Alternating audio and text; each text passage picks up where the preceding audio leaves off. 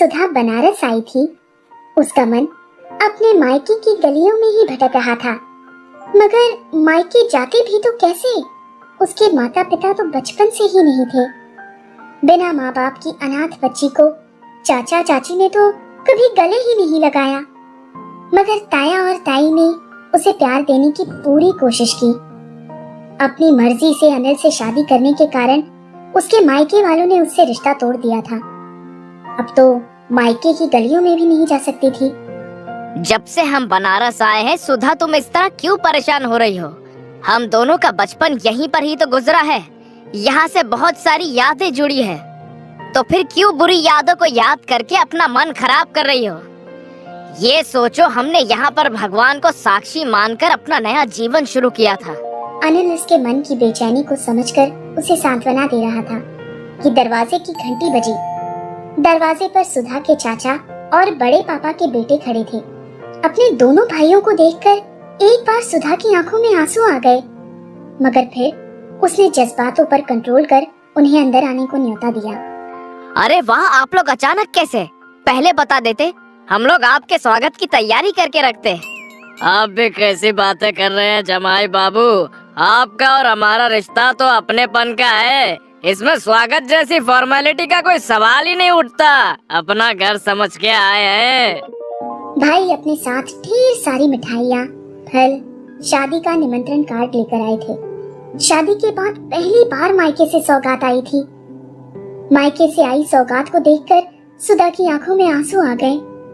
सुधा की आंखों में प्यार की चमक आ गई। वो बहुत खुश हो रही थी, मगर उसे कुछ ध्यान आया और अचानक सुधा का मन खराब हो गया और वो सब कुछ छोड़कर अपने भाई के लिए चाय नाश्ते का बंदोबस्त करने चली गई।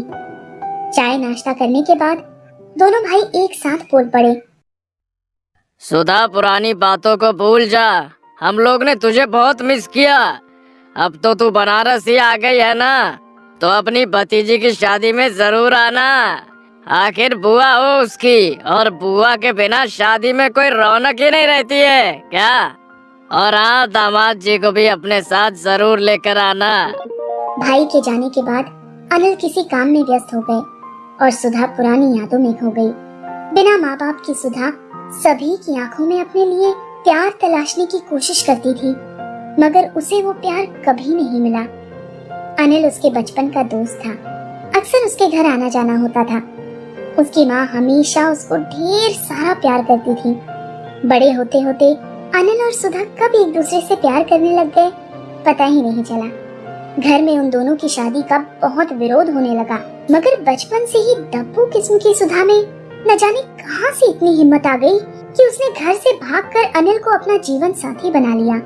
सुधा के घर वालों ने अपने से छोटे परिवार और गैर बिरादरी में शादी करने के कारण सुधा को शादी के बाद कभी घर आने की इजाजत नहीं दी। सुधा, तुम्हारी इतनी हिम्मत कि तुमने हमारी मर्जी के बिना निजी जाति के लड़के के साथ शादी कर ली। अब तुम कभी भी अपने मायके की ओर मुंह मत दिखाना।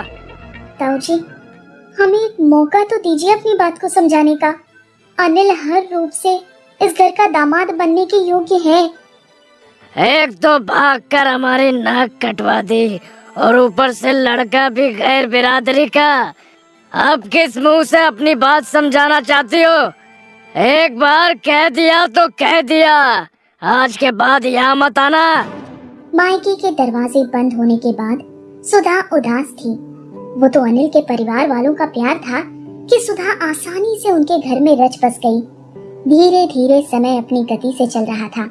मेहनती और लग्नशील अनिल का ट्रांसफर आज डीएसपी के रूप में अपने शहर बनारस में हुआ था। शायद आज उसके भाई अपनी बहन और दामाद को बुलाने नहीं, बल्कि शहर के डीएसपी और उसकी वाइफ को न्योता देने आए थे। क्या सोचा है सुधा, शादी में चलना है या नहीं? मन तो नहीं है, मगर एक बार परिवार से मिलने की चाह जरूर है। तो बस अपनी इच्छा को क्यों मार रही हो?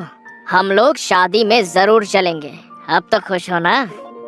अनिल के साथ सुधा शादी में पहुंच गई। दोनों भाभियां उसके आगे पीछे घूम रही थी। सुधा को ये सब कुछ पसंद नहीं आ रहा था। उसकी निगाह अपनी ताई जी को ढूंढने में लग गई। भाभी, ताई जी कहाँ है? दीदी, वो माँ जी आजकल बीमार रहती हैं, इसलिए अपने कमरे में ही है। सुधा भागकर अपनी ताई जी के पास गई और उनके गले लग गई। वो भी सुधा को देखकर बहुत खुश हुई। बेटा, तूने तो शादी के बाद उधर रुख ही नहीं किया। कम से कम अपनी ताई से तो मिलने आ जाती। तूने तो मुझे भी पराया कर दिया। सुधा के कुछ बोलने के पहले ही उन्होंने उसका हाथ पकड़ लिया। समझ सकती हूँ, एक बेटी अपने मायके बिना बुलाए आ सकती है, मगर किसी की पत्नी जब तक पति को सम्मान ना मिले कहीं नहीं जाती। तेरे ताऊ जी ने तो तुझसे सारे रिश्ते तोड़ने का कह दिया था। मैं करती भी क्या, मगर आज तो आ गई है ना, तो देख तेरे सारे जतन करूंगी। शायद इसी दिन के लिए जिंदा थी। यदि तेरी विदाई के जतन किए बिना मर जाती तो छोटी को क्या मुंह दिखाती। उसकी निशानी को बिना नेक चार के ससुराल विदा कर दिया था।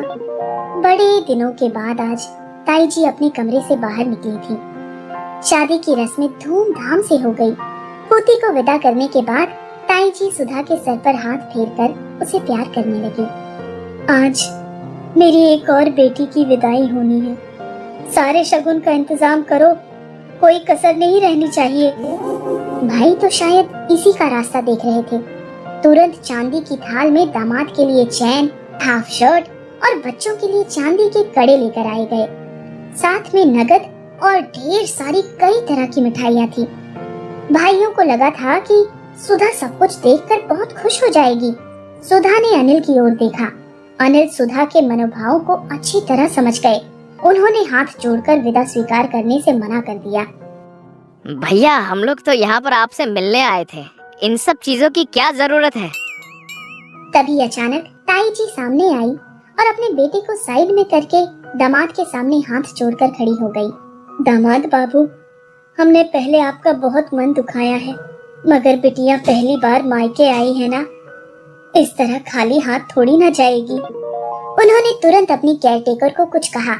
केयरटेकर तुरंत किचन में गई और वहाँ से हाथों से बने हुए खाजे, मीठी मठरी ले आई, जो अक्सर बेटियों को विदा में दी जाती हैं। ताई जी ने खुद अपने हाथों से उसके पैरों में महावर लगाई।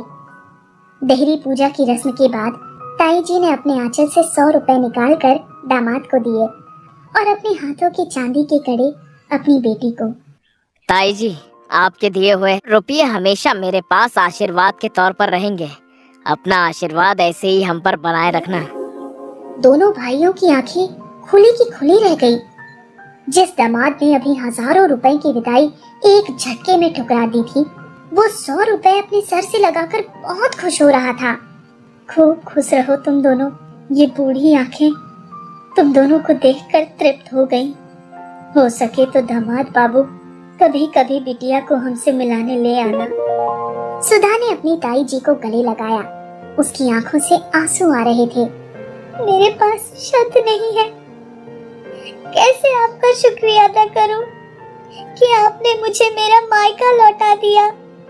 दोस्तों, कई बार लोग पास के भी रिश्ते को इसलिए ठुकरा देते हैं क्योंकि उस रिश्ते में उन्हें कोई फायदा नजर नहीं आता, मगर जैसे ही दूर के रिश्ते में उन्हें फायदा नजर आने लगता है, उसे आगे बढ़कर अपनाते हैं।